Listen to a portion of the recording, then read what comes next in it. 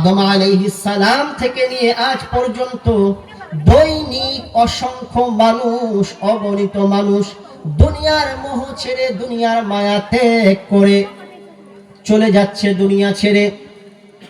ওই সমস্ত মানুষের কাতারে একদিন আমাকেও থাকতে হবে, আমাকেও মৃত্যুবরণ করতে হবে। এই যে বাড়ি থেকে নিয়ত করে নিয়ে ওয়াজ মাহফিল শোনার জন্য বটতলার মধ্যে এসে হাজির হয়েছি, আমরা যে এই প্যান্ডেলের নিচ থেকে, প্যান্ডেলের ভেতর থেকে বাড়ি গিয়ে পৌঁছাবো, এইটার কোনো গ্যারান্টি কেউ দিতে পারবে? কেউ পারবে না। নিঃশ্বাসের কোনো বিশ্বাস নাই। দমটা বন্ধ হয়ে গেলে ভাই সব কিছু শেষ। যত স্বপ্ন দেখেছিলাম সব স্বপ্নই থেকে যাবে, সব পড়ে থাকবে। দুনিয়ার সবাই ঠিক থাকবে, কিন্তু যেদিন আমার এই নিঃশ্বাসটা বন্ধ হয়ে যাবে, আমার চোখটা যেদিন বন্ধ হয়ে যাবে, ওই দিন দুনিয়ার নিজাম সব ঠিকঠাক থাকবে, কিন্তু শুধুমাত্র আমি একা এই দুনিয়া ছেড়ে চলে গিয়েছি। আমার আপনার কি মনে হয় না দৈনিক কোথাও না কোথাও শুনতে পাচ্ছি অমুক গ্রামের অমুকের ছেলে বা অমুক মারা গিয়েছে, মাইকের মধ্যে তার এলান হচ্ছে। দুজন চারজন মিলে কবরস্থানের জায়গায় গিয়ে কবর খুঁড়ছে তার জন্য। কেউ গিয়ে বাঁশ কাটছে, কেউ পানি গরম দিচ্ছে, কেউ খাট খাটিয়া সবকিছু জোগাড় করছে। আপনার মনে হয় না ওই জায়গায় একদিন আমাকেও যেতে হবে? আজকে আমি অন্যকে দেখছি, অন্যর গোসল করিয়ে দিচ্ছি, অন্যকে দাফন করিয়ে দিচ্ছি, অন্যের জানাজা করছি। ওই জায়গায় গিয়ে কি আমার আপনার মনে এটা পড়ে না যে একদিন আমাকেও এই জায়গার মধ্যে আসতে হবে? কবর হলো মৃত্যু থেকে নিয়ে কিয়ামত পর্যন্ত ওই জায়গার নাম হলো বারজাখের জায়গা। কুরআনুল কারীমের মধ্যে সূরা মুমিনুনের মধ্যে 100 নম্বর আয়াতের মধ্যে আল্লাহ পাক বলেন, ওয়া মিন ওয়ারাইহিম বারযাখুন ইলা ইয়াউমি ইউবআসুন। প্রত্যেকটা মানুষের সামনে যারা মৃত্যুবরণ করবে তাদের প্রত্যেকের সামনে পর্দা রেখে দিয়েছেন। মৃত্যু থেকে নিয়ে বারজাখ পর্যন্ত, মৃত্যু থেকে নিয়ে কিয়ামত পর্যন্ত যেই জায়গার মধ্যে আমাকে আপনাকে থাকতে হবে, ওই জায়গাটার নাম হলো কবর, বারজাখ। আপনাকেও ওই জায়গার মধ্যে যেতে হবে, আমাকেও ওই জায়গার মধ্যে যেতে হবে। যদি বান্দা ঈমানদার হও, যদি আল্লাহর হুকুম সঠিকভাবে মানতে পারো, তাহলে ওই কবর নামক জায়গাটা আপনার জন্য ফুল বাগিচা হয়ে থাকবে।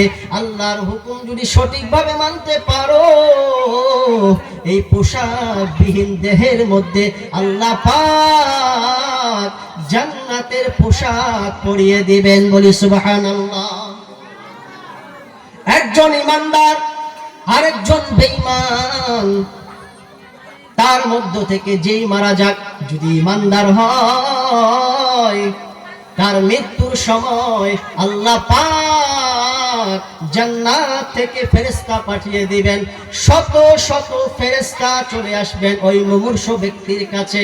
মুমূর্ষ ব্যক্তি তখন দেখতে পায় আমাকে স্বাগত করার জন্য, আমার সম্মানের জন্য আল্লাহ পাক শত শত হাজার হাজার ফেরেশতা পাঠিয়ে দিয়েছেন। বলি সুবহানাল্লাহ।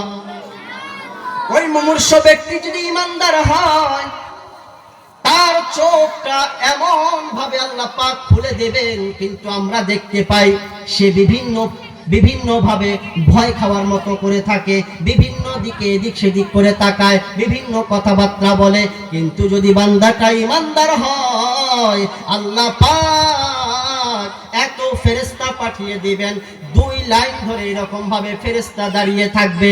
ওই বান্দার নজর যত দূর যাবে, এত ফেরেশতা আল্লাহ পাক ওই বান্দার, ঈমানদার বান্দার সম্মানের জন্য আল্লাহ পাক ওই ফেরেশতাদেরকে পাঠিয়ে দিবেন। বলি সুবহানাল্লাহ।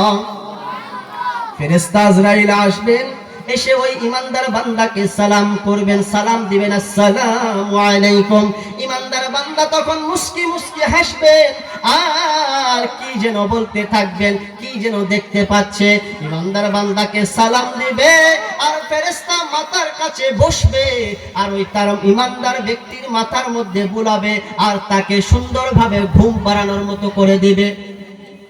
ইমানদার বান্দা এমন ভাবে সহজ ভাবে তার মৃত্যুটা হবে, বাচ্চা যখন মায়ের কোলের মধ্যে দুধ পান করতে করতে যেরকম ভাবে ঘুমিয়ে পড়ে, ইমানদার বান্দার মৃত্যু ঠিক ওই বাচ্চার মতো করে মৃত্যু হয়ে যাবে। বলি সুবহানাল্লাহ।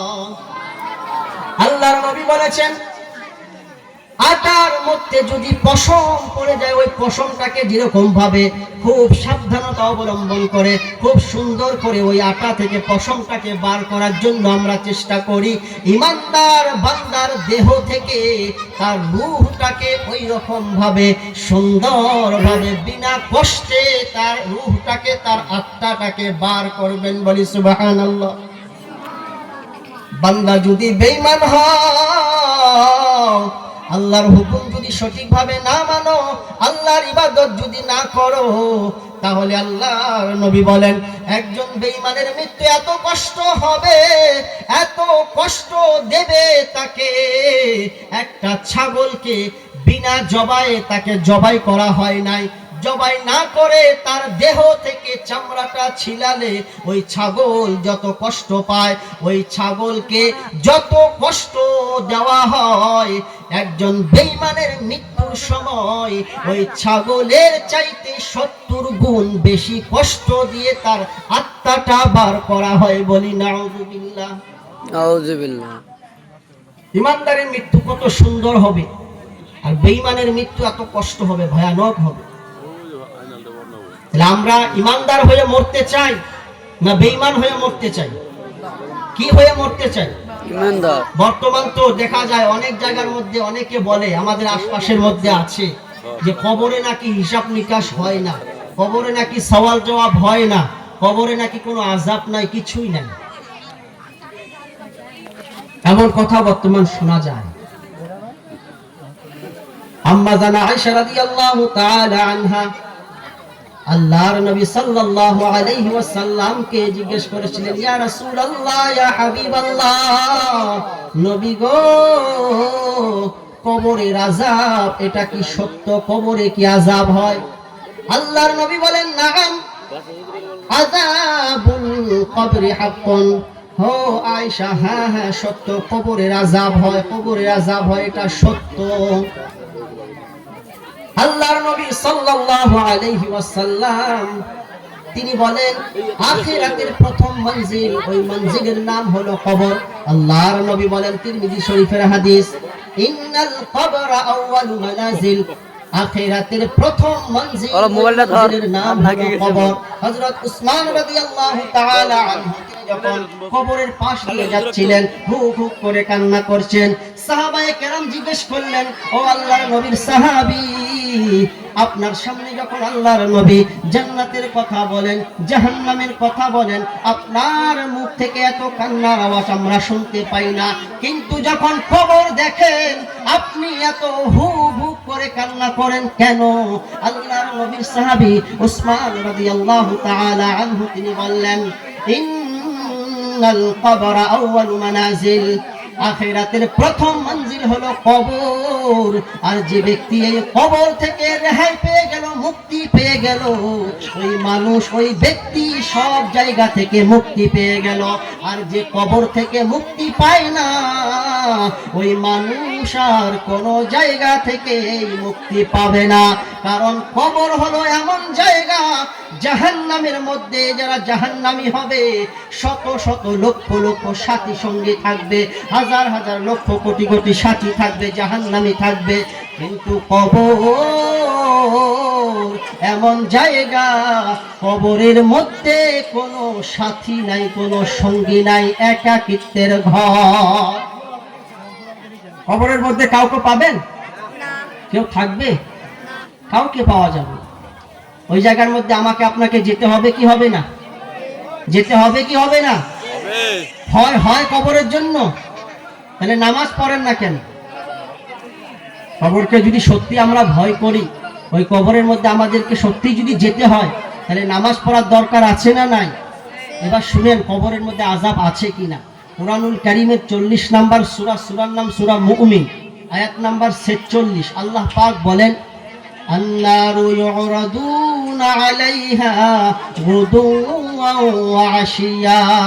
যারা বেঈমান হবে, যারা আল্লাহকে অস্বীকারকারী হবে, আল্লাহর হুকুমকে সঠিকভাবে মানবে না, তাদের প্রত্যেককে সকাল সন্ধ্যা জাহান্নামের আগুনের সম্মুখীন করবেন। বলি নাউযুবিল্লাহ। এই আয়াত দ্বারা প্রমাণ হয় কবরের আযাব সত্য। হাদিস দ্বারা অসংখ্য হাদিসের মধ্যে পাওয়া যায় কবরের আযাব আছে, কবরে হিসাব হবে, কবরে সওয়াল জবাব করবে। এই জন্য সবাইকে বলি ভাই, দুনিয়ায় আজকে আছি, কালকে দুনিয়ার মধ্যে থাকবো কি থাকবো না এর কোনো গ্যারান্টি নাই। এই জন্য দুনিয়া ছেড়ে আমাকে আপনাকে সবাইকে চলে যেতে হবে। ওই কবরে যাওয়ার আগে আগে ইমানদার হয়ে মরার চেষ্টা করি। একবার জোরে বলি ইনশাআল্লাহ।